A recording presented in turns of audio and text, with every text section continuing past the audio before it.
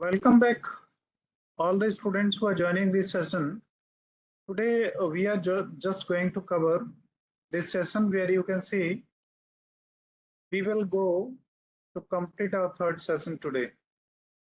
And you will be seeing on your screen that the third unit is yoga and meditation. This unit is, in my opinion, on the point of view of your exam, this is very important and crucial topic which we are going to cover today. Right? So I will request you all to pay proper attention to this unit. चाहे आपका देखिए बहुत important चीज ये है कि आपको लग सकता है कि इसकी हमें क्रेडिट तो मिलेंगे नहीं, तो ज्यादा मेहनत की फायदा नहीं है। आप क्रेडिट मिले या ना मिले, कुछ हो या ना हो, आपको अपनी परफॉर्मेंस एक्सीलेंट रखनी है। क्रेडिट मिल भी जाए उससे भी कोई फर्क नहीं पड़ता, आप अपनी मेहनत बहुत करें और मेहनत इतनी करें कि उससे आप खुद सेटिस्फाई हो। और जब आपको लगे आप सेटिस्फाइड थे, उसके बाद में भी अगर मेहनत आपकी कमजोर रह जाए, किसी भी वजह से आपके स्कोर्स वो ना पाए जो आप एक्सपेक्ट कर रहे थे, तो अफसोस करने की कोई जरूरत नहीं है। हम स्टार्ट करते हैं। यहाँ से देखिए, इसमें आप पढ़ेंगे योगा एंड मेडिटेशन। अब जैसा मैंने पहले ही बताया, जब भी कोई यूनिट स्टार्ट हो या जब भी कोई नया चैप्टर स्टार्ट हो, तो सबसे पहले आपको जान लेने की जरूरत है कि उस चैप्टर या टॉपिक का इम्पोर्टेंस क्या है ना। अब यहाँ थोड़ा सा अगर आप देखेंगे तो आपको पता लगेगा ये यूनिट्स भी सब एक दूसरे से इंटरलिंक होती हैं। हमारा टॉपिक जो है वो था फिजिकल एजुकेशन एंड योगा। तो हमें दो टॉपिक्स में बात करनी थी, फिजिकल एजुकेशन में और योगा में। तो फर्स्ट यूनिट हमारी पूरी डेडिकेट हुई किसके लिए? फिजिकल एजुकेशन के लिए। अब मैं इसे पढ़ाने के बाद आपको स्टोरीज के तरीके से ही सुनाऊंगा, आपको रटने करने की कुछ भी आवश्यकता नहीं है। फिजिकल एजुकेशन फर्स्ट हमने देखा, उसका मीनिंग क्या है, डेफिनेशन क्या है, एम एंड ऑब्जेक्ट, ये सारी चीजें आपने देखी। आप फिर इसी में concept of fitness and balance को हम सेकेंड यूनिट में ले आए, है ना। अब concept of fitness and balance, पहले तो कंसेप्ट क्या है, फिर फिटनेस क्या है, और फिर बैलेंस क्या है। इन तीन को अगर अलग अलग आप डिफाइन कर पाए तो आप पूरे इस यूनिट को समझ पाएंगे सेकेंड को। अब यहाँ जब आप देखते हैं तो इसमें आया मीनिंग, डेफिनेशन एंड इम्पोर्टेंस, फिर कंपोनेंट्स ऑफ फिटनेस के कंपोनेंट्स क्या हैं। उसी तरीके से फिर फिटनेस के लिए जो इम्पोर्टेंट कंपोनेंट्स है उसमें वेट मैनेजमेंट है, लाइफ स्टाइल है। तो ये दो चीजें ही दी हैं, और भी बहुत सारी चीजें हैं इसका पार्ट फिटनेस एंड वेलनेस का। ये दो चीजें ही, काफी कुछ नहीं है। बट आपका सिलेबस जितना आपको वो कर रहा है कि आपको कितना सीखना है, उसके हिसाब से चलना है। तो आज हमारी थर्ड यूनिट है yoga and meditation. Yoga and meditation में योगा के बारे में अगर आप समझेंगे तो ये फिजिकल एक्सरसाइजेस भी आप इन्हें कह सकते हैं। और योगा की जब बात करते हैं तो हम फिजिकल एक्सरसाइजेस से थोड़ा सा आगे जाते हैं। इसमें हम होलिस्टिक फिटनेस की बात करते हैं। और मेडिटेशन की बात करते हैं तो योगा, योग और आसन, इन सबसे अलग मेडिटेशन है।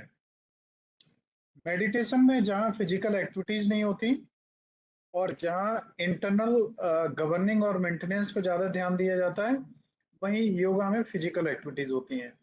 तो इसमें अब आपको देखना है historical aspect of yoga, definition क्या है, टाइप एंड स्कोप और इम्पोर्टेंस क्या है, योगा का रिलेशन मेंटल हेल्थ से और वैल्यूज से क्या है, फिजिकल एजुकेशन और स्पोर्ट्स से क्या है, आसन। अब योगा के बाद हम आए नेक्स्ट आसन में, कि जो हमारे आसन हैं, तो योगा और आसन में क्या डिफरेंस है ना।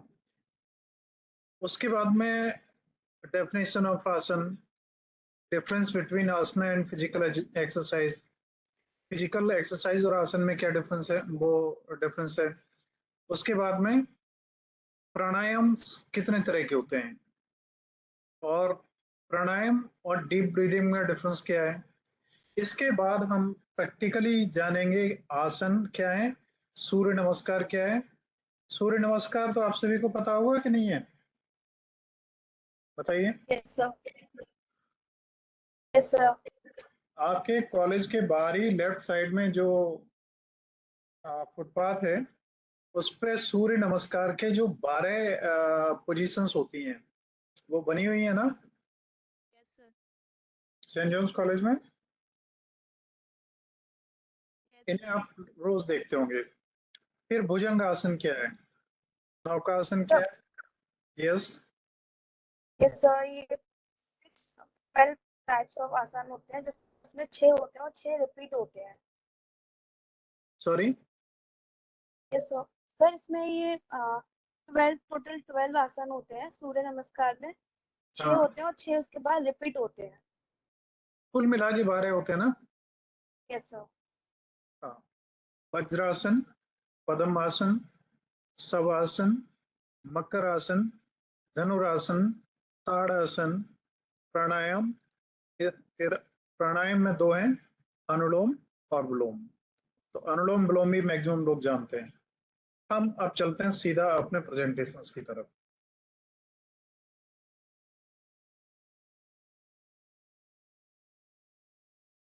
देखिए, ये प्रेजेंटेशन आपके सामने आ रहा है, इसे आप देख पा रहे होंगे।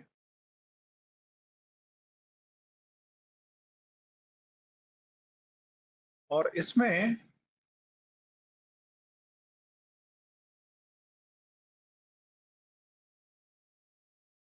आप देख पा रहे हैं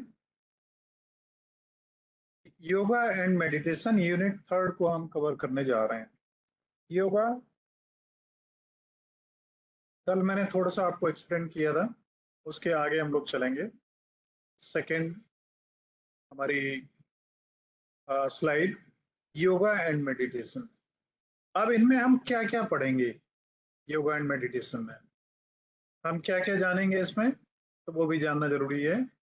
पहला हमारा है हिस्टोरिकल एस्पेक्ट। दूसरा डेफिनेशन, टाइप्स, स्कोप एंड, जो अभी मैंने बताए थे वहां पे वही सारे यहाँ पे हमने लिए हुए हैं। ये सारी चीजें हैं और ये 8 हेडिंग्स के अंतर्गत डिवाइडेड है। यूनिट कौन सी है, 3rd। उस कितने टॉपिक्स में डिवाइडेड है, 8 में।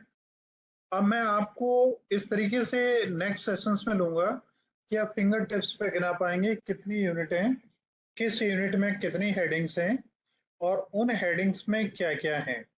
जैसे प्रैक्टिकल है, तो प्रैक्टिकल्स में आसन है, तो आसन कितने हैं अभी आपने ध्यान नहीं दिया होगा। फिर आप ध्यान देंगे कि 1 2 3 4 5 6 7 8 कितने आसन हैं, ये भी आपको पता लग जाएगा। तो आपकी स्टडी थोरोली ऐसी होनी चाहिए जो फिंगर टिप्स हो, है ना। आगे बढ़ते हैं नेक्स्ट स्लाइड की तरफ। तो देखिए, ये स्लाइड है। In this session we will learn yoga and meditation. ये मेडिटेशन का पोस्चर है और ये योगा के पोस्चर है। ये किसका है, कौन सा आसन बोलते हैं इसको, स्ट्रेचिंग। कौन सा, सर, कोबरा स्ट्रेच। कुंभक नहीं। देखो, कुंभक, रेचक और पूरक, ये 3 स्टेट्स होती हैं सांस से संबंधित। तो ये हमारा है भुजंग आसन, सांप की तरीके से। ये कौन सा है, धनुरासन। धनुरासन, यस। तो इस तरीके से ये हमारे स्टेट्स और कई अलग अलग डिफरेंट हैं। किसी पर्टिकुलर आसन के लिए आप ऐसा कहें तो नहीं है, उनके स्टेप्स का पार्ट है। तो हम सीखेंगे कि डेफिनेशन क्या है आसन की, और आसन और फिजिकल एक्सरसाइज में डिफरेंस क्या है। डेफिनेशन, क्लासिफिकेशन और प्राणायाम। प्राणायाम का डेफिनेशन और क्लासिफिकेशन क्या है, और प्राणायाम और डीप ब्रीदिंग में डिफरेंस क्या है, बहुत इंपॉर्टेंट पार्ट है। नेक्स्ट स्लाइड की तरफ हम चलते हैं। तो यहाँ थोड़ा सा मैं इसको बड़ा और कर दूं। अब आप बेहतर तरीके से देख पा रहे होंगे।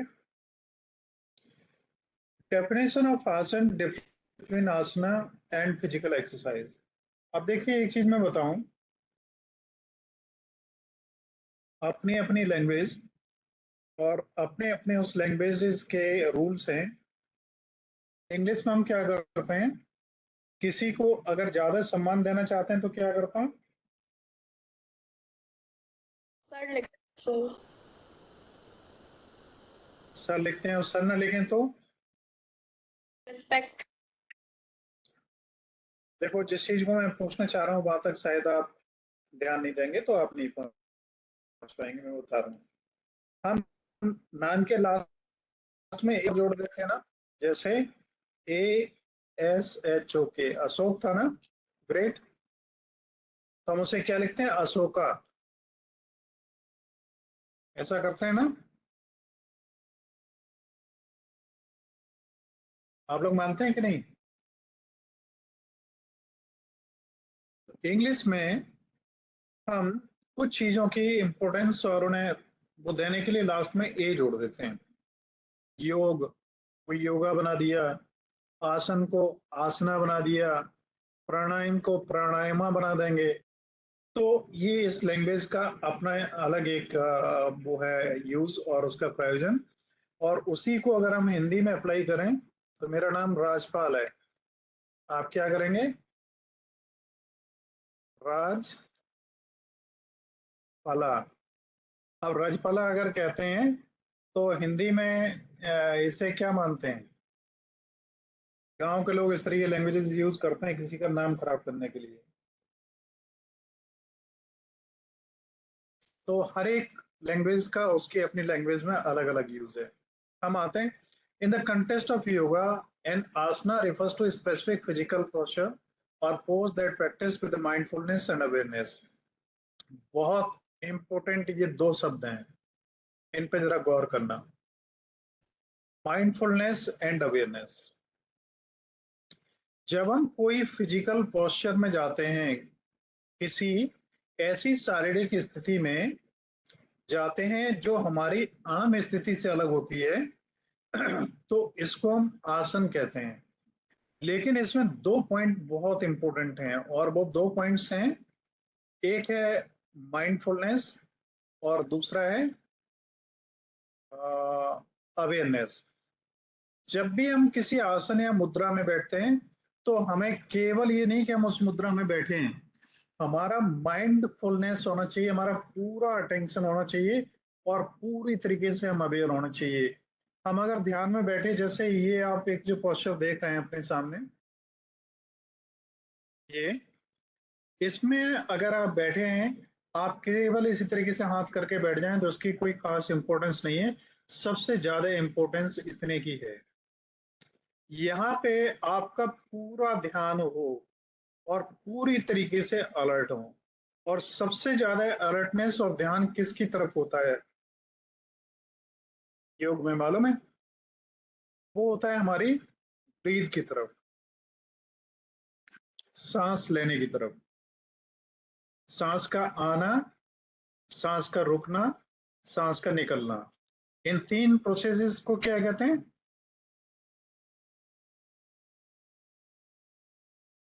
क्या कहते हैं,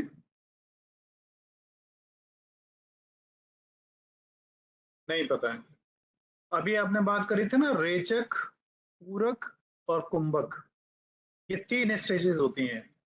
तो रेचक हम किसे कहते हैं, देखिए जब हम रेचक की बात करते हैं तो रेचक का मतलब होता है सांस को अंदर लेना। और पूरक क्या होता है, सांस को बाहर निकालना, एक्सहेल। और ये है इनहेल। तो रेचक, पूरक और कुंभक। कुंभक में सांस निकालने के बाद जब हम थोड़ी देर रुकते हैं सांस लेने से पहले, वो कुंभक कहलाता है। योगा में इसको फोर रेशियो, को में रिप्रेजेंट किया जाता है। मतलब अगर आप 30 सेकेंड सांस लेने में लगाते हैं तो 30 सेकेंड तक आप निकालने में लगाइए और 30 सेकेंड तक आप रुकिए, इक्वल होने चाहिए। तो हमारा सारा खेल सांसों का है। और योग, आसन और मेडिटेशन, मेडिटेशन सुप्रीम पावर है जो योग और आसन के बाद हम जिसे अटेन करते हैं। Asanas are integral part of yoga and are typically performed with the intention of improving physical health. अब आसन क्या है? योगा का ही एक पार्ट है और इनका उद्देश्य होता है हमारी फिजिकल हेल्थ को, मेंटल हेल्थ को और बॉडी को बेहतर स्थिति में रखना, जिससे हम मेडिटेशन कर सकें। हर एक आसन का अपना कोई नाम होता है और उसकी कोई अपनी मुद्रा होती है।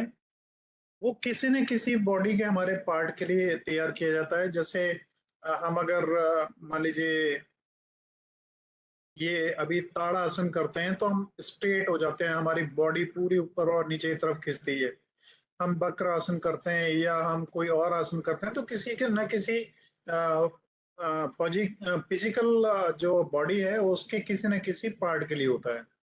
द प्रैक्टिस ऑफ आसन is not just about physical exercise. ध्यान दीजिए, जो आसन है हमारा वो केवल फिजिकल एक्सरसाइज नहीं है। फिजिकल एक्सरसाइज बहुत है, आप दौड़ रहे हैं, भाग रहे हैं, खेल रहे हैं, कूद रहे हैं, जंप लगा रहे हैं, इनमें कोई नियम नहीं है आप कैसे खेलें, कूदें, क्या जंप लगाएं। लेकिन जब आसन की बात करते हैं तो इनके प्रॉपर नियम है और प्रॉपर नियमों को फॉलो करते ही उन्हें करा जाना चाहिए। इनके एक्सपर्ट्स होते हैं जिन्हें योगा गुरुज कहते हैं, वो या आप उतनी पढ़ाई कर लें उसके बाद इसको करें तब बेहतर है। अगर आसन, योग या मेडिटेशन को आप गलत तरीके से करेंगे तो इसके फायदे के बजाय नुकसान ज्यादा होंगे। नेक्स्ट हम आगे बढ़ते हैं। तो नेक्स्ट है definition of asana, difference between asan and physical exercise. आप देखिए पर्पस क्या है। सबसे पहला हमारा आसन और फिजिकल एक्सरसाइज का, आसन का पर्पस क्या है? The primary purpose of asana in yoga is to prepare body for meditation to promote overall well-being. आसन से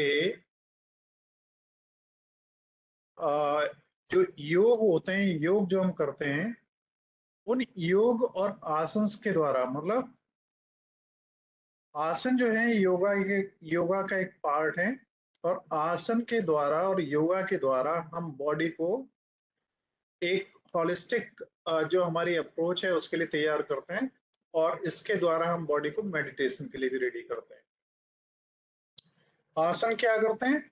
इनसे में मेंटल, स्पिरिचुअल और फिजिकल, ये तीनों, फिजिकल, मेंटल एंड स्पिरिचुअल, ये तीनों चीजें हम इनके बैलेंस को अचीव करते हैं और इन्हीं तीनों को मिला के हम होलिस्टिक वेलनेस की बात करते हैं।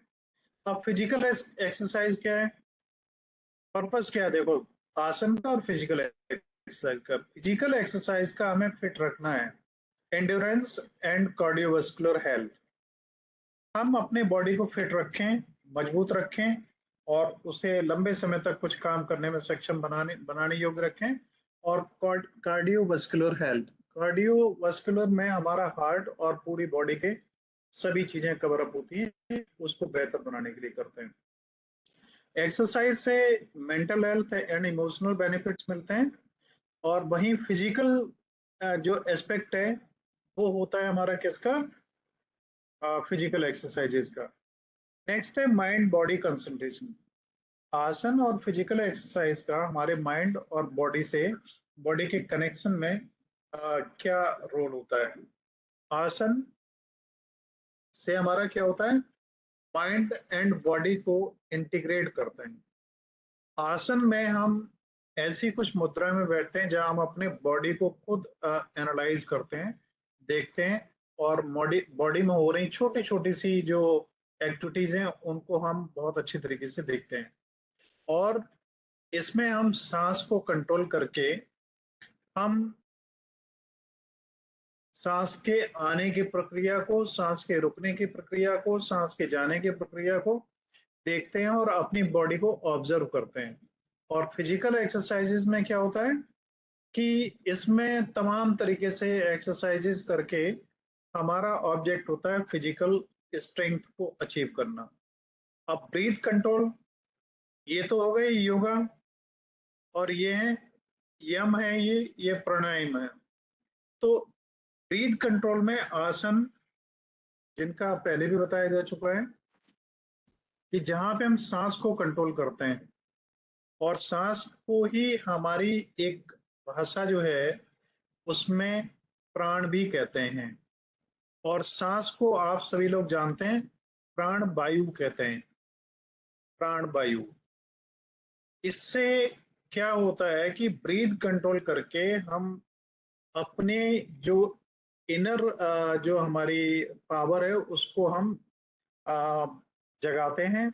और जो कुंडलिनी के बारे में कल आपने पढ़ा था, या 7 चक्रास के बारे में पढ़ा था, उसमें इन ब्रीथ कंट्रोल पे ही सब कुछ डिपेंड करता है, चाहे रेकी हीलिंग हो या कोई और हो, ये सब उसी पे डिपेंड करते हैं। अब ब्रीथ कंट्रोल प्राणायाम में तो ये है। अब फिजिकल एक्सरसाइज में क्या है?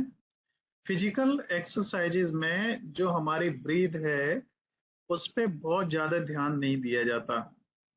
इसमें हम कोशिश करते हैं कि ब्रीथिंग को नियंत्रित करें, बट ये इसका एक इंटीग्रल पार्ट है।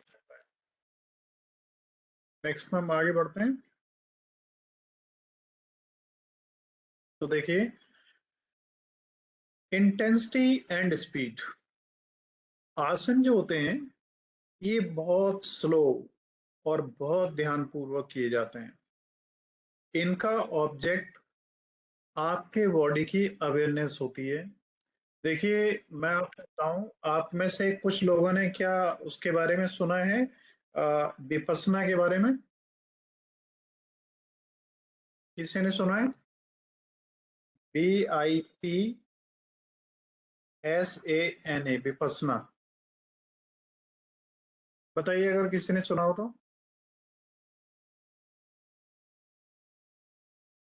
जितने भी जो पार्टिसिपेंट्स हैं, जब जरूरत पड़ती है माइक्रोफोन ऑन कर लिया करिए आप और उसका जवाब दीजिए। किसी ने नहीं सुना है तो मैं बताऊं या फिर आगे बढ़ूं? सर नहीं पता, आप बताइए। किसी को नहीं पता है? सर। देखिए, मैं अपने आप को अनफॉर्चुनेट महसूस करता हूँ कई बार, कि लाइफ में मेरे को वो बहुत अच्छी चीजें जो बहुत पहले मिल जानी चाहिए थी, वो मेरे को बहुत बाद में मिली। और अगर पहले मिल जाती तो मैं शायद और बहुत कुछ कर पाता। मैंने अपनी लाइफ का बहुत पीरियड निकाला है किसमें, स्पिरिचुअल वेंट ऑफ माइंड जिसे हम कहते हैं। हमने बहुत कुछ चीजों को जानने की कोशिश करी है जो लाइफ में जरूरी है, और जो हम ध्यान और ये जिसको हम कहते हैं क्या कहते हैं इसको, तमाम सारी ऐसी टेक्निक्स जैसे मेडिटेशन। मेडिटेशन, ये सब। तो मेरा क्या था कि मेरे को बचपन से ही बड़ा इस बात का शौक था और मेरे जानने की इच्छा थी कि जो बहुत ही ग्रेट लोग जो होते हैं, चाहे साधु हों, संत हों, कोई भी हों, ये किस तरीके से कहीं की भी किसी भी चीज को बता देते हैं, आंखें बंद करते हैं और वहां के बारे में बता देते हैं और भविष्य के बारे में जान जाते हैं। ऐसा कैसे होता है? ये मेरी खोज अभी भी जारी है। तो इस प्रक्रिया में मैंने बहुत चीजों को फॉलो करा। कई आश्रमों में मैं रहा हूँ काफी समय। कई सारे मैंने मेडिटेशन और योगा के शिविर अटेंड किए हैं। उनमें एक अल्टीमेट चीज जो निकल के आई सामने, वो विपस्सना है। आप में से अगर किसी को मौका मिले तो आप इसको अटेंड जरूर करिए। ये 10 दिन का एक शिविर होता है, ठीक है? और इस 10 दिन में आप जानते होंगे कि 10 दिन कोई अपने यहाँ रखे, फ्री खिलाए, फ्री रहने की व्यवस्था करे, ऐसा क्या पॉसिबल है? आप लोग उम्मीद करेंगे? और वो भी मेट्रो सिटीज में भी, दिल्ली जैसी जगह में भी। आगरा में नहीं है, कानपुर में है, और इधर लखनऊ में है, और बहुत सारी जगहों पे ये सेंटर्स हैं जहाँ पे आप जा सकते हैं और यहाँ पे इन सिविल्स को अटेंड कर सकते हैं, और ये एब्सोल्युटली फ्री होते हैं। इनमें पहले रजिस्ट्रेशन करवाना होता है, लेकिन कुछ चीज़ों को आप समझ लीजिए जो इनमें इम्पोर्टेंट है। अगर उन्हें आप फॉलो कर पाते हैं तभी जाने का प्लान करें। एक तो कंप्लीट साइलेंस, 10 दिन तक एक अक्षर भी आपको बोलना नहीं है, ठीक है। दूसरा है आपको सिंगल रहना है एक रूम में, और यहाँ पे आपके पास में मोबाइल नहीं होगा, आपके पास कोई न्यूज़पेपर नहीं होगा, आपके पास अपने उस कैंपस एरिया से बाउंड्री से बाहर भी निकलने की अनुमति नहीं होगी। एक दूसरे से बात करना तो दूर है, आप क्या करेंगे, आईज कांटेक्ट भी नहीं होना चाहिए। आप इतने ज्यादा आइसोलेट होंगे, दुनिया से आपका कोई मतलब नहीं रह जाएगा 10 दिनों तक। अगर ये सब कुछ आप कर सकते हैं तो आप विपश्यना अटेंड करिए, आपको इतना वंडरफुल वंडरफुल अनुभव मिलेगा कि आपको लगेगा कि वास्तव में ये वर्ल्ड की एक बहुत ही डिफरेंट चीज है। और विपश्यना वही चीज है जिसे जिसके द्वारा जो गौतम बुद्ध थे उन्हें ज्ञान प्राप्त हुआ था। तो वो विधि जिसके द्वारा गौतम बुद्ध ने ज्ञान को प्राप्त किया, वही विधि है जो विपश्यना कहलाती है। अब ये विपश्यना गौतम बुद्ध के टाइम पे थी, उसके बाद में हिंदुस्तान से ही गई, और बाद में ये कहाँ गई, म्यांमार, जिसे पहले बर्मा कहा जाता था, और वहां से फिर वापस इंडिया आई। इंडिया में खत्म हो चुकी थी इंग्लिश पीरियड में, और उसके बाद में तो थोड़ा सा अगर इसके बारे में और आप लोग जानना चाहें तो मैं बताऊं या आगे बढ़ूं। यस सर, आप बताइए सर। कितने लोग जानना चाहेंगे, कम से कम 5-7 लोगों का मेरे यस मिलेगा तो मैं आगे बढ़ूंगा, नहीं तो सिलेबस आगे बढ़ाता हूँ मैं। सर तो मेरा यस क्वेश्चन है, सर। ये आपने भी ट्राई किया? तो हम लेफ्ट हो गए हैं, और जो मैसेज हैं उसमें आदिब खान भी लेफ्ट हो गए हैं अभी, आदिबा खान। और यस में मैसेज आपका आना चाहिए, तो मैं आगे बढ़ता हूँ। चलिए, ज्यादा लोगों का नहीं है, मैं इस चीज को ही छोड़ता हूँ, आपके आपके सिलेबस की तरफ मैं बढ़ता हूँ, ठीक है। तो देखिए, अब outcome of goals, intensity and speed को आप लोग जान गए। अब आप जानेंगे आउटकम ऑफ गोल्स, इसके उद्देश्य क्या है, आसन, एक्सरसाइज और प्राणायाम वगैरह के। तो आसन का उद्देश्य क्या है, sense of harmony, balance and wellbeing in body and mind. आपका तन और मन, उसमें आपस में प्रॉपर तालमेल हो और उनका बैलेंस हो आपस में। अच्छा, और इससे क्या होगा, आपके शरीर में फ्लेक्सिबिलिटी, स्ट्रेंथ और ओवरऑल हेल्थ आपकी बेहतर होगी। फिजिकल एक्सरसाइजेज जो है उनका, उनसे क्या है, उनका आउटकम और गोल क्या होगा, आपका वेट ज्यादा है तो वेट लॉस होगा, मसल्स आपकी बेहतर होंगी, कार्डियोवास्कुलर फिटनेस अच्छी होगी, आपकी जो फिजिकल परफॉर्मेंस है वो बेहतर होगी, और कोई भी एक्टिविटी जो आप परफॉर्म करेंगे उनमें बेहतर आप अपने आप को परफॉर्म कर पाएंगे, ठीक है। नेक्स्ट स्लाइड की तरफ हम बढ़ते हैं। नेक्स्ट है स्पिरिचुअल एंड फिलोसफिकल कंटेक्स्ट।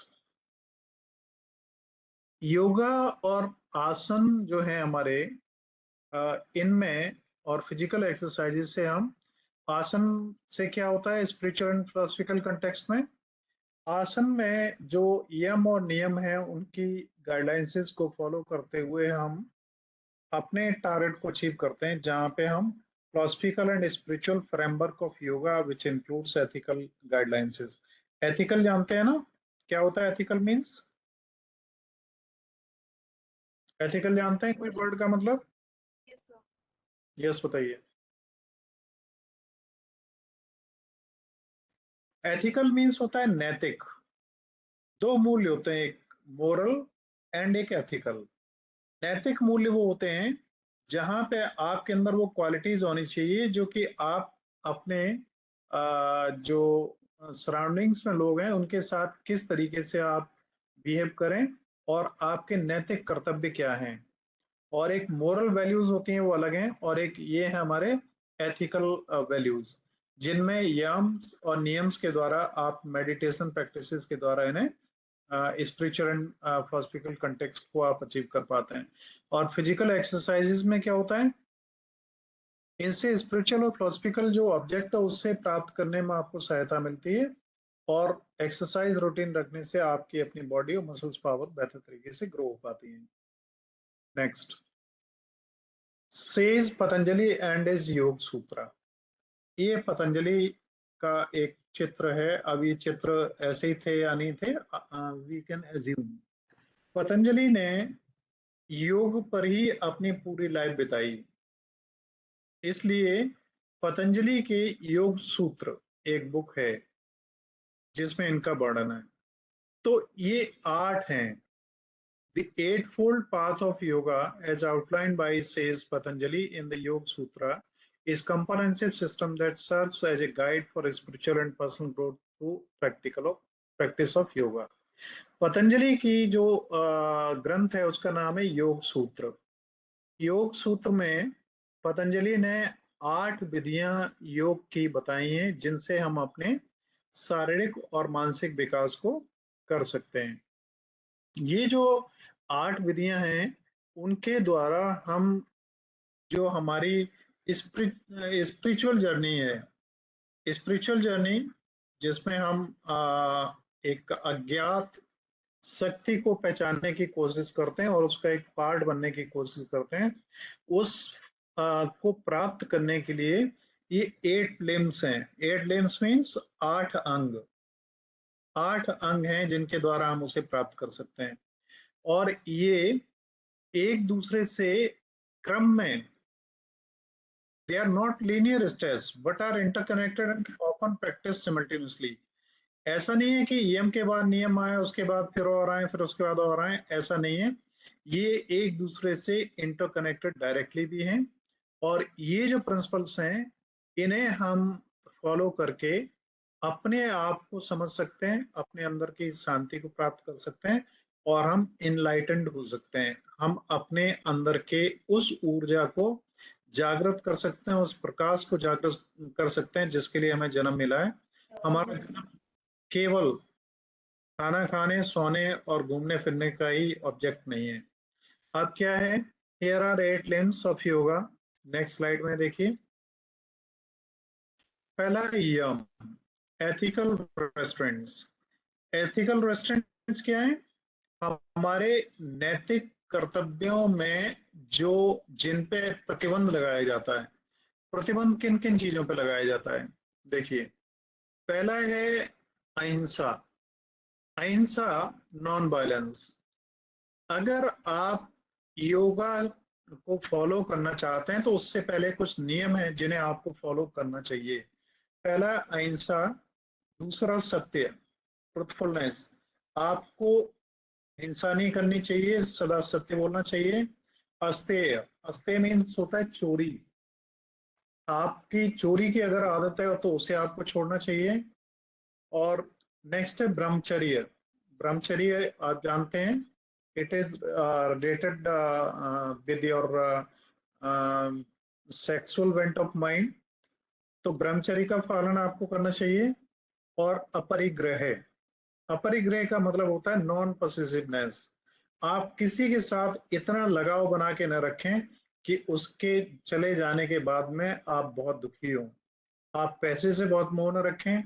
आप अपने माताजी पिताजी के साथ में अटैचमेंट इतना ज्यादा ना हो कि बाई चांस अगर वो एक्सपायर हो जाएं, और सभी को एक्सपायर होना ही है, एक दिन जाना ही है, तो आप डिप्रेस हो जाएं और आपकी स्थिति बहुत खराब हो। तो ये 5 नियम इन्होंने बताए हैं जिनको यम के अंतर्गत आते हैं। उसके बाद नियम, एथिकल ऑब्जर्वेशंस। ये रेस्टोरेंट्स हैं, इन पे हमें प्रतिबंध लगाना है, अपने ऊपर रोकना है इन चीजों से। वो क्या क्या है, अहिंसा, सत्य, अस्तेय चोरी, ब्रह्मचर्य और अपरिग्रह। 5 है, ठीक है। फिर नियम, एथिकल ऑब्जर्वेशंस। अब इनको नहीं करना है और इन्हें करना है, ठीक। ये फर्स्ट लिम्ब है, मतलब प्रथम अंग ये है, और दूसरा अंग हमारा है नियमा। इसमें क्या होता है कि हमारे जो आंतरिक आत्मा है उसका विकास होता है और हम खुद अपने आप को विकसित महसूस करते हैं। इसके अंतर्गत शौचा मतलब स्वच्छता, क्लीनलीनेस, संतोष, जो चीज है जितना आपको मिला है उसी में ही आप संतोष रखें। अगर आपको खाना कम मिला है, एक रोटी कम मिली है, आप भूखे रह गए, तो उसके लिए रोना चिल्लाए नहीं। कोई दिक्कत हुई थोड़े से में आप अपने आप को मतलब मेंटेन न कर पाए, वो गलत है। नेक्स्ट है तपस। आप तपस्वी के लिए जो वर्ड यूज होता है, इसका मतलब होता है वो अपने सिद्धांतों से हटता नहीं, उन नियमों को मानता है। स्वाध्याय, सेल्फ स्टडी, ईश्वर परिनिधाना, सरेंडर टू हायर पावर। आप भगवान को अपने आप को समर्पित कर दें कि भगवान जो कुछ करेगा वो अच्छा करेगा। हमारा खुदा या गॉड जो भी हमारे साथ करेगा अच्छा करेगा। जो भी हमारे साथ अभी बुरा हो रहा है वो भी बेहतर हो रहा है। तो हर स्थिति में आप अपने आप को भगवान को समर्पित कर दें। इनको यम को फॉलो करना है और नियमों को यम जो है उनको आपको देखना है कि ऐसा अगर आप कर रहे हैं तो ना करें, और नियम में अगर ऐसा आप नहीं कर रहे हैं तो नहीं करें। आसन में फिजिकल पोस्चर्स हैं जिसमें हम किन्हीं विशेष नियमों के तहत अपने बॉडी की मूवमेंट्स को मेंटेन करते हैं। प्राणायाम में हम अपनी सांस पर कंट्रोल करते हैं, सांस कैसे आ रही है कैसे जा रही है हम उसको ऑब्जर्व करते हैं और उस पर ध्यान रखते हैं।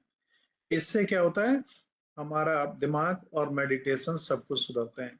8 लिम्स कौन कौन से हैं पतंजलि के? यम, नियम, आसन, प्राणायाम और प्रत्याहार, धारणा, ध्यान और समाधि।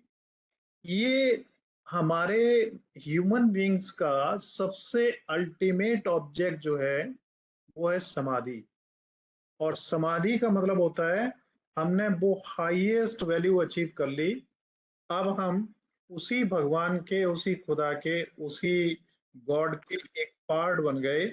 और ये जो बॉडी थी, बॉडी वैसे भी नहीं थी, और जो पैदा हुआ है उसे मरना है। आत्मा पैदा नहीं हुई ऐसा माना जाता है, सब मानते हैं, और वो कभी मरेगी भी नहीं। भगवान का एक पार्ट है और हम भी उसी का एक पार्ट बन गए अगर हम समाधि को प्राप्त हुए तो। ठीक है, यहाँ पे देखिए यम में क्या क्या है। अहिंसा है, सत्य है, अस्तेय है, ब्रह्मचर्य है और अपरिग्रह है। इन 5 चीजों को आप याद रखेंगे। और नियम में क्लीनिनेस है, कंटेनमेंट है, ऑस्टेरिटी है, सेल्फ स्टडी है और डिवोशन है। और ये सब इंडिविजुअल है। फर्स्ट में 5 पार्ट्स हैं और सेकंड में 1 2 3 4 5 पार्ट्स। इसमें 5 हमें करने हैं और 5 नहीं करने हैं, इनका ध्यान रखना है। ठीक है, तो टाइम हो रहा है ऑलरेडी, नेक्स्ट बैच भी आ चुका है। और मेरे को लगता है वैसे तो ये जो पिछला बैच, नेक्स्ट आने वाला बैच है उसके लिए भी सब इम्पोर्टेंट चीजें हैं। उनका जो सब्जेक्ट है उसमें भी ये काफी कुछ चीजें उन्हें मिलेंगी और आपके लिए भी इम्पोर्टेंट है। आज अगर आप लोग बताएं तो यहीं तक रखा जाए, या यस कुछ सर। Yes sir. या कुछ और 10 मिनट आगे बढ़ जाऊं? मेरे को लगता है हम 5-10 मिनट और बढ़ सकते हैं क्योंकि इस बैच के स्टूडेंट भी डिले करके आते हैं। उन्हें लगता है कि शायद 10-5 मिनट ज्यादा ही लगता है, तो हम लोग इसे कवर कर लेते हैं सर जितना हो जाता है। हम टाइम ठीक से है, आते हैं बट ओके। ओके। तो देखिए, सेज पतंजलि एंड इज योग सूत्र। पतंजलि के 8 योग सूत्र हैं। इन्हें जैसा आपने अभी पढ़ा भी था, और उन 8 सूत्रों को हम अपनी लाइफ में थोड़ा सा अप्लाई करें। और आप सभी स्टूडेंट हैं, एंड फॉर्चुनेटली मेरे को कहने में थोड़ी सी खुशी ये महसूस होती है कि मैं जब स्टूडेंट था तो मेरे को अगर ऐसी कोई चीज बताता था तो मेरे को ये लगता था, बड़ी खुशी मिलती थी कि मुझे वो चीज मिल रही है जो मुझे किताबों में नहीं मिलती है ना। कोई अगर मेरे को इंस्पिरेटिव स्टोरी सुनाता था तो मेरे को बहुत अच्छा लगता था। मेरे कभी टीचर एक अच्छी स्टोरी सुनाते थे तो मेरे को बड़ा अच्छा लगता था। और अनफॉर्चुनेटली मेरे को कॉलेज या स्कूल में पढ़ने का मौका नहीं मिला। सेल्फ स्टडी रही मैक्सिमम, लाइफ कुछ ऐसी रही अप एंड डाउन की। और लेकिन मैंने जो एक्सपीरियंसेस उससे अचीव किए हैं वो मैं समझता हूँ मेरे लिए इम्पोर्टेंट हैं। फिलहाल हम पिछली स्लाइड में हमने देखा था कि हमने किन किन टॉपिक्स पे बात करी थी। 4 चीजों पे। यम, जिसमें 5 चीजें हमें नहीं करनी है। नियम, जिसमें 5 चीजों पर हमें ध्यान देना है। आसन फिजिकल एक्सरसाइजेज हैं।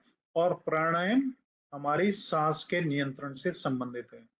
तो 8 8 हैं पतंजलि के योग सूत्र के जो लिम्स हैं, जिन्हें हम कहते हैं अंग। 5वां है pratyahara, withdrawal of sense. Pratyahara is the practice of withdrawal the sense from external stimuli and turning one's attention towards inwards. समझिए, प्रत्याहारा में क्या है कि हमें बाहर की दुनिया से अपने आप को हटा के अपने अंदर ले जाना है। दुनिया की चीजें जो हमें आकर्षित कर रही हैं, उनके आकर्षण में हमें नहीं फंसना है। हमें अपने शरीर के अंदर ले जाना है।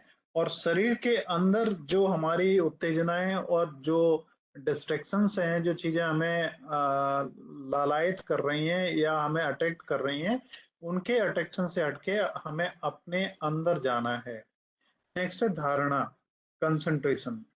अब हमें अपने आप को कंसंट्रेट करना है।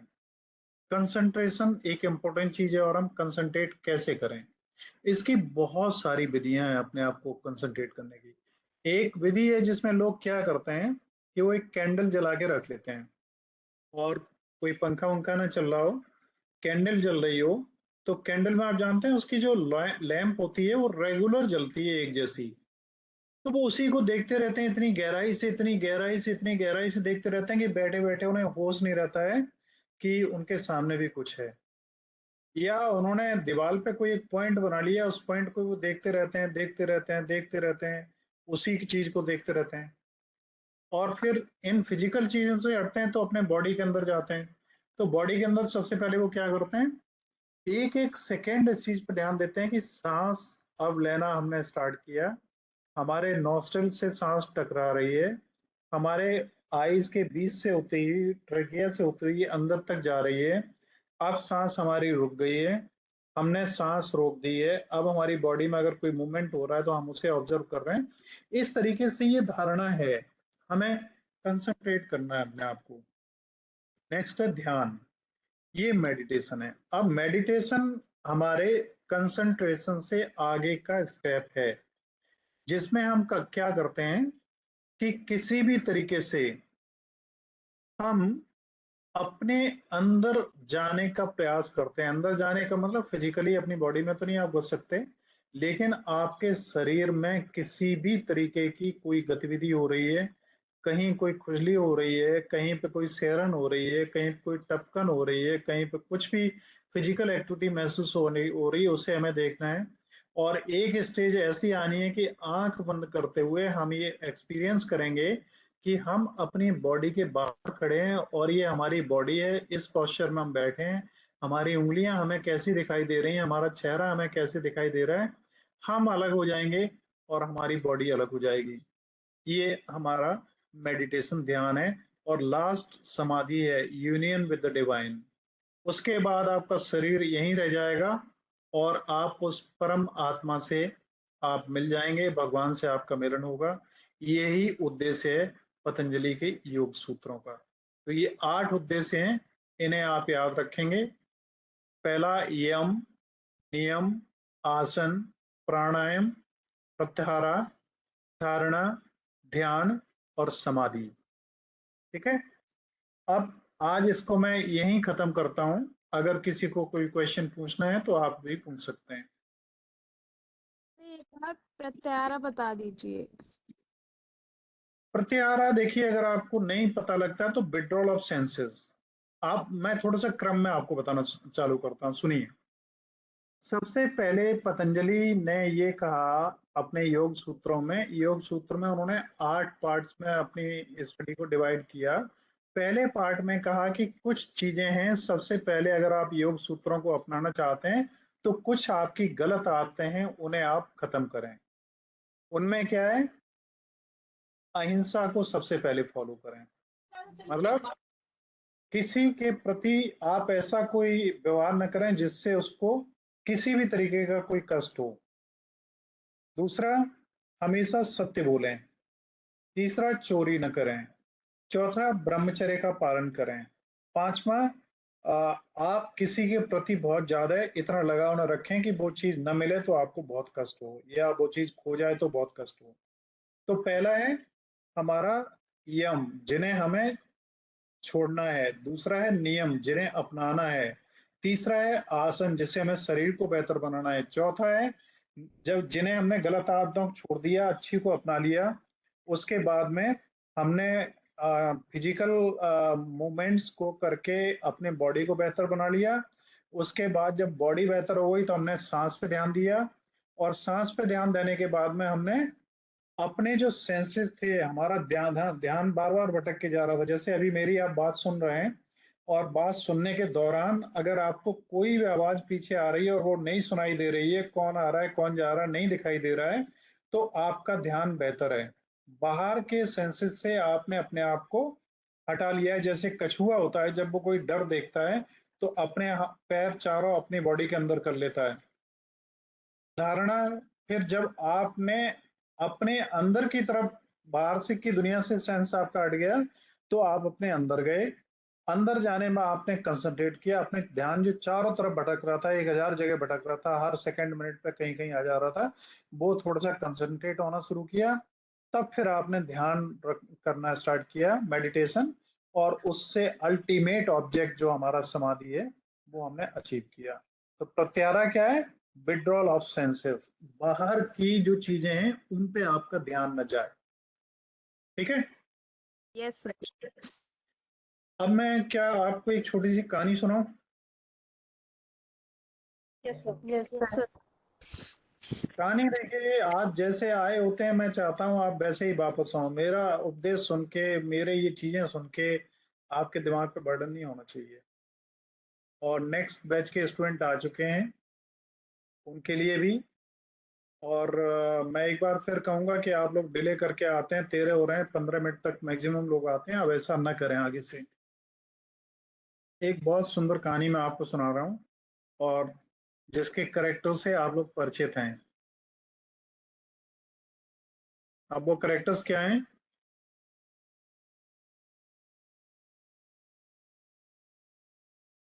हीर and Raja. Ranjha. Yes sir. और ऐसी एक कौन है? Laila and and Majnu. Majnu. Majnu. Same अब तो आपको पता लग गया होगा कहानी क्या होगी, है ना? अब कैरेक्टर में आप किसे लेना चाहोगे, हीर रांझा को या लैला मजनू को? हीर रांझा। चलिए हीर रांझा को। हीर और रांझा को लेने की जगह अगर आप लैला और मजनू को लेंगे तो ज्यादा बेहतर रहेगा। यस कारण सर। ये है कारण ये है कि इस स्टोरी का जो टच है वो उर्दू से है। उर्दू के ये करेक्टर हैं लैला मजनू, वो लैला और मजनू। और हीर और रांझा कहाँ के हैं मालूम है? पंजाब। Punjabi in six. पंजाबी हैं, यस। तो हमें उर्दू की कहानी है जो हमें यहाँ पे लेनी है, उसको प्रूव करने के लिए हमें उर्दू के ही करेक्टर लेने पड़ेंगे। ठीक। तो लैला मजनू है। क्या हुआ कि लैला और मजनू एक दूसरे को बहुत प्रेम करते थे, ये तो आपने पढ़ाई और जाना है सभी ने। ठीक। एक दिन क्या हुआ कि एक, इससे पहले कि मैं आपको कहानी सुनाऊं, एक छोटा सा शेर सुना दूं। यस। जी सर। Sure sir. चलिए, यस सुनिए सर। सुनिए। बड़ा अच्छा शेर है और इसी से रिलेटेड है। और शेर कुछ ऐसा है कि हर दीवाने को इश्क में हर दीवाने को लैला नजर आता है। नहीं, ये कुछ इस तरीके से है, मैं थोड़ा सा दोबारा बता रहा हूँ। इश्क में हर दीवाने को लैला नजर आती है और नहीं सॉरी गलती कर रहा हूँ। इश्क में हर दीवाने को लैला में मजनू नजर आता है और अब मजनू में लैला नजर आती है। इसके सेंस को थोड़ा समझने की कोशिश करना। लैला में मजनू नजर आता है और मजनू में लैला नजर आती है। मीन्स वो दोनों कैरेक्टर इस तरीके से इंट्रिकेट हो गए एक दूसरे से कि दोनों में कोई डिफरेंस ही नहीं दिखाई देता उन्हें। इसे शायद आप नहीं समझ पाएंगे, थोड़ा सा इस पर अलग ही वेंट ऑफ माइंड है इसका। अब मैं कहानी From सुनाता हूँ। Gita, 2 bodies and 1 soul. Yes, absolutely right. Now come to our story. क्या हुआ, लैला और मजनू में आपस में लड़ाई हुई। अब यहाँ पे आपको मालूम है लैला फीमेल कैरेक्टर है और मजनू मेल कैरेक्टर है। तो मजनू रूठ गया, गुस्सा होके वो चला गया और लैला भी अंदाजा नहीं था कि वो इतना ज्यादा गुस्सा होगा। उसके बाद लैला को पता लगा कि मजनू उससे गुस्सा हो गया है और वो गांव छोड़ के चला गया। जब उससे पता लगा गांव छोड़ के चला गया तो लैला जो थी वो भागी हुई जा रही थी मजनू के पीछे। लोगों ने बताया मजनू इधर गया है, तो लैला उसके पीछे भागी हुई जा रही थी। और जाते हुए रास्ते में एक जगह पर क्या हुआ, अजान का समय हो गया था और उस समय एक जो लोग काम करने वाले वहां पे थे कोई भी, तो उन्होंने क्या किया, अपनी जब हम लोग नमाज अदा करते हैं ना तो सामने कुछ कपड़ा कोई होता है उसको बिछा लेते हैं और उसके बाद में नमाज अदा करते हैं। तो एक जो भी कोई मॉडर्न रिलीजियस प्रैक्टिस करने वाले लोग थे उन्होंने ऐसा ही किया और लैला भागती हुई आई और उसने क्या किया कि उस कपड़े के ऊपर पैर रखते हुए वो निकल गई। ये जो उन सज्जन ने देखा उन्हें बहुत गुस्सा आया और उन्होंने कहा कि इसने तो हमारी प्रेयर को ही खराब कर दिया, इसने मतलब अपमान किया इसका। तो उन्होंने क्या करा कि वो मौलवी के पास गए। मौलवी जी जो होते थे पुराने जमाने में, आज भी होंगे, पुराने जमाने में तो मौलवियों का जो डिसीजन था वो ही फाइनल डिसीजन होता था और बहुत विद्वान लोग होते थे ये, बहुत विद्वान लोग होते थे। तो आज भी होंगे, मैं ये नहीं कह रहा हूँ कि आज नहीं होंगे, लेकिन समय के साथ चीजें चेंज होती हैं। अब किसी धर्म विशेष के बारे में, चाहे हिंदू मुस्लिम या सिख ईसाई कोई भी हो, कुछ भी कहना गलत है। मौलवी जी के पास हम मैटर गया तो मौलवी जी ने वो जो एक साहब थे उनका नाम आप कुछ भी रख सकते हैं, मान लो मुल्ला नसरुद्दीन ही हम ले लेते हैं।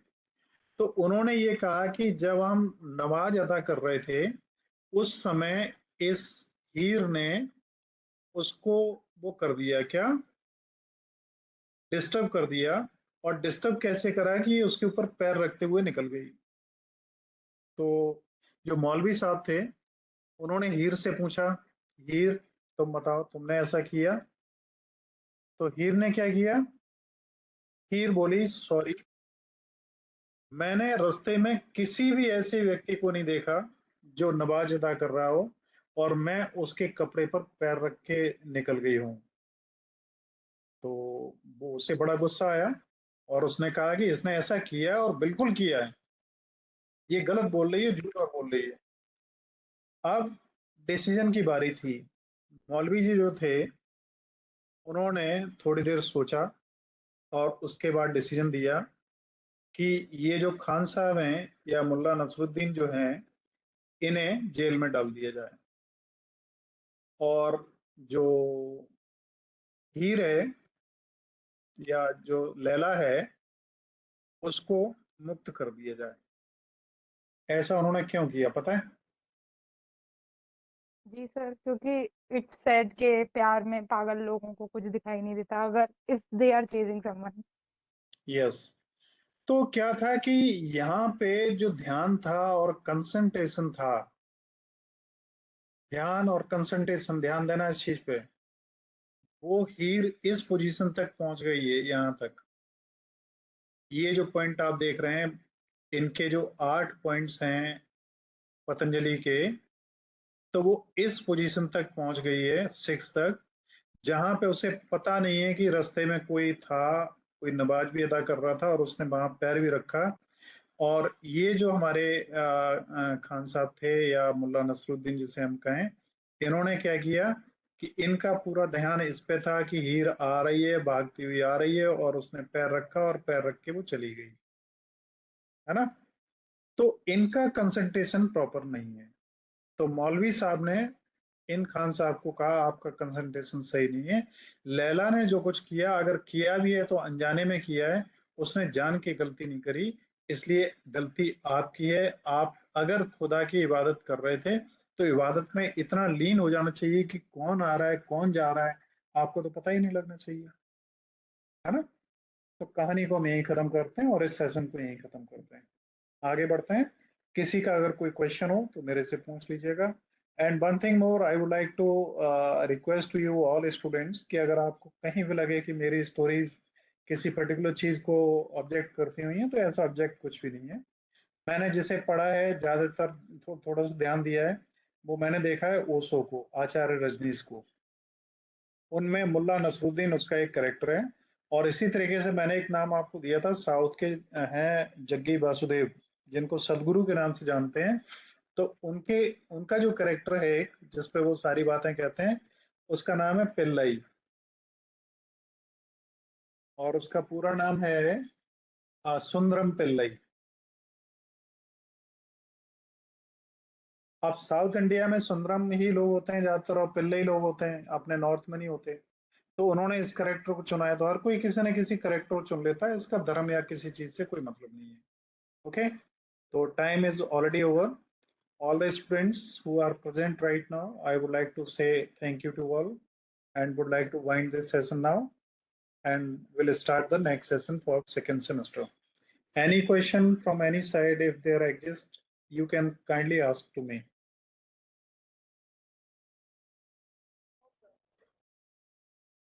कोई भी? देखिए, यहाँ मैं एक चीज आप लोगों के साथ शेयर करना चाहूंगा कि मुझे खुश करने के लिए नहीं, और इसके लिए नहीं कि मेरा बेनिफिट हो कोई, इसके लिए कि आपको सीख पाए और मैं आपके रिजल्ट्स को देख पाऊं। मैं कुछ चीजों को लगातार वो करता हूं मॉनिटर, और वहां पे स्थिति अच्छी नहीं दिखाई देती है। आप जरा ध्यान दीजिए, आपकी स्क्रीन पर ये एक हमारा जो यूट्यूब चैनल है उसका डैशबोर्ड आप देख पा रहे हैं। 212 कैंडिडेट्स अभी जुड़े हुए हैं, और वहीं टेलीग्राम में हमारे में कितने जुड़े हैं? 766। आप में से भी बहुत सारे लोग जो अभी ऑनलाइन होंगे उन्होंने चैनल को सब्सक्राइब नहीं किया होगा। मैं रिक्वेस्ट करूंगा आप सब्सक्राइब कर लीजिए, और अगर आपको लगता भी है कि मेरा उससे कुछ फायदा हो रहा है तो भी कर लीजिए, क्योंकि आपका कोई नुकसान नहीं हो रहा है। ठीक है। दूसरा एक ये है कि इस चैनल में अगर हम जाते हैं एनालिटिक्स में, तो कुछ चीजें आप देखिए कि 42 आवर्स बास टाइम है। इस 42 आवर्स को अगर हम एक्सप्लोर करेंगे थोड़ा सा, तो आप देखेंगे किससे कितना और क्या मिला। अभी जो सब हमने वीडियोस अपडेट किए हैं, अपलोड किए हैं, उनमें किसी में 71 है, किसी में 68 है, किसी में 63 है, किसी में 61 व्यूज हैं। मतलब इतने लोगों ने देखा है। और ये जो वीडियो है अभी हमने लोड किया है, पार्ट 1 वाला है ये, इसको 43 लोगों ने देखा है, और 43 लोगों ने भी 4.27 सेकेंड देखा है इसको, 4 मिनट और 27 सेकेंड, जबकि ये है काफी बड़ा। तो टोटल ये जो चीज है वो ठीक नहीं है। आप देखिए, अब यहाँ पे अगर आप ऑडियंसेस पे आएंगे तो यहाँ आपको देखने योग्य चीज ये की है कि रिटर्निंग व्यूअर्स 13 है, 22 जो है यूनिक है, और सब्सक्राइबर्स इतने हैं। अब यहाँ देखिए, सब्सक्राइब जिन लोगों ने किया हुआ है उन लोगों ने 54% है जिन्होंने इन वीडियोस को देखा है, और ये वो लोग हैं जो सब्सक्राइबर नहीं है, 46%। ऑलमोस्ट अराउंड 50% का ही अंतर है, या हम कह सकते हैं 45-40% का अंतर है। तो जो कैंडिडेट अपने स्टूडेंट हैं जिन्होंने चैनल को सब्सक्राइब किया है, और जो बाहर के भी स्टूडेंट हैं उनका 54 है, और जिन्होंने सब्सक्राइब नहीं किया उनका 46 है। इसका मतलब बहुत सारे लोग ये देखते हैं चैनल को, लेकिन उन्होंने सब्सक्राइब अभी तक नहीं किया है। आगे देखिए, फीमेल 65% है, यूनुस, आपके लिए भी इम्पोर्टेंट है कि आपके टॉपर्स में भी गर्ल्स ही सबसे ऊपर हैं, है ना? Yes sir. यहाँ पे अब आप देखेंगे कि फीमेल्स जो व्यूअर्स हैं वो 65% और मेल्स में 34% है। Yes sir. आगे आप देखेंगे तो 18 से 24 इयर्स में 100% व्यूअर हैं, आगे पीछे की एज के कोई नहीं है। Yes sir. ये एनालिटिक्स बहुत इंपॉर्टेंट होते हैं। अब इनमें भी अगर आप देखेंगे तो व्यूअर्स कहाँ के ज्यादा हैं, देखिए फीमेल्स ये, मेल्स इतने, और इनका ये परसेंटेज, और लोकेशन वाइज भी देख सकते हैं। इनमें जितने व्यूज हैं ये सब आगरा के ही हैं, मैनपुरी का इसमें कोई भी नहीं है, फिरोजाबाद के कोई भी नहीं है। मतलब ये वीडियोस अभी तक ज्यादा स्प्रेड नहीं हो रहे हैं, और तमाम तरीके से एनालिटिक्स में हम चीजों को देख पाते हैं यहाँ से, जो हमें भी गाइड कर पाते हैं कि क्या है और किस तरीके से है। देखिए searches across YouTube, viewer searches, ये अभी बहुत सारी चीजें एक्टिव नहीं है, इन्हें मैं अब छोड़ता हूँ। डैशबोर्ड पे आके यहाँ देखिए, अभी आप लोगों ने अगर सब्सक्राइब नहीं किया है, जो कैंडिडेट अभी ऑनलाइन है, तो मैं रिक्वेस्ट करूंगा आप सब्सक्राइब कर लीजिए, और इसका सब्सक्राइब करने का जो लिंक है वो आप उसमें शेयर कर दीजिए यूनुस, इनके यस सर। चैट में भी, यस और सर। क्या नाम है, इंस्टा वो टेलीग्राम में भी यस रिसीव सर। कर सकें, ठीक है? Yes sir. तो आप लोग वीडियोस इसलिए देखिए कि आपके अपने काम के लिए हैं, और अदर स्टूडेंट्स में हम लोग ज़्यादा अभी वो नहीं कर पा रहे हैं जिससे वहां तक हम एक्सेस कर पाए, और हमें ज़रूरत नहीं है।